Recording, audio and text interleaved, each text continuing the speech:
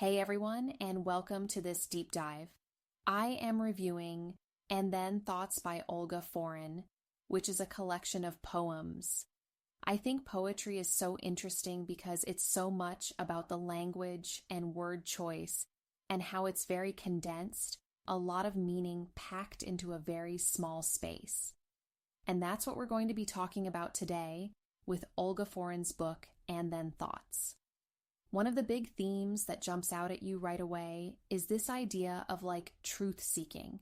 What is real? What is authentic? What is genuine? She's not afraid to kind of go to some dark places to find that truth. So let's jump into a specific example, Life Until. This is one of my favorites, actually.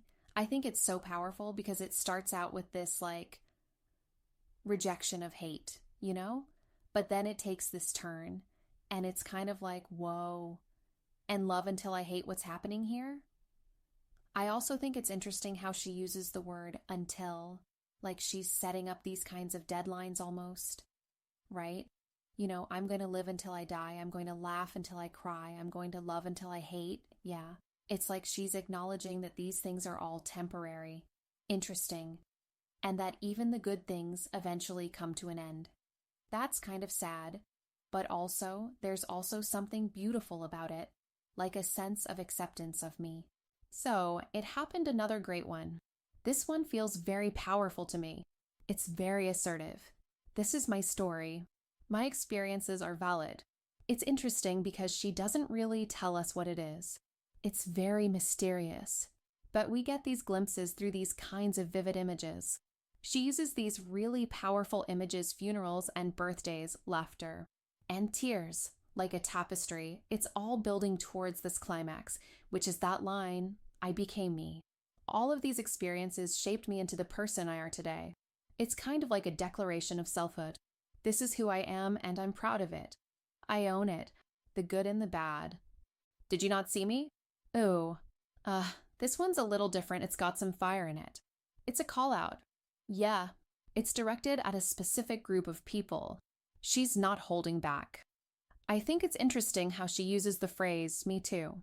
It's become so associated with the movement against sexual harassment and assault, but in this poem, I think she's using it in a more general sense, like she's talking about any kind of injustice.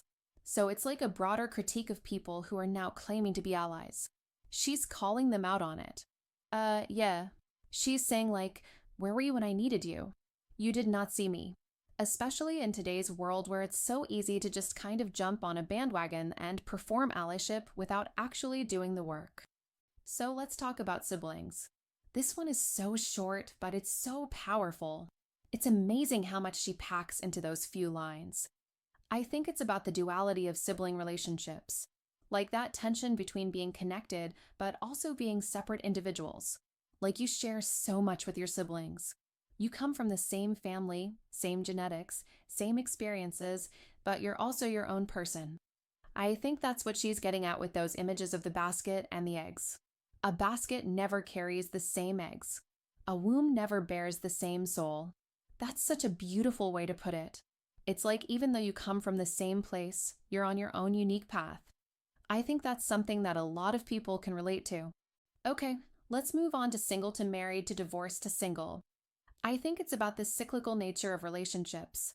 Like sometimes we need to go through those cycles. Yeah, to learn and grow. She's not dwelling on the pain of the divorce. She's just stating it as a fact. And she seems okay with it. She's moved on and she's embracing her singleness. Okay, now for Words Will Never. This one's powerful. This one really hit me hard. I think it's because it challenges that old saying, sticks and stones may break my bones, but words will never hurt me. But in this poem, Olga is saying, no, words can hurt. Words can do real damage. They can leave scars. I think that's something that we often forget. We think that because words aren't physical, that they can't really hurt us. They can be weapons. I think this poem is a good reminder of that. I think it's a very angry poem. There's a lot of rage there. And rightfully so. Thank you for your time. Join me next time as I review more of Olga Forin's poetry collection.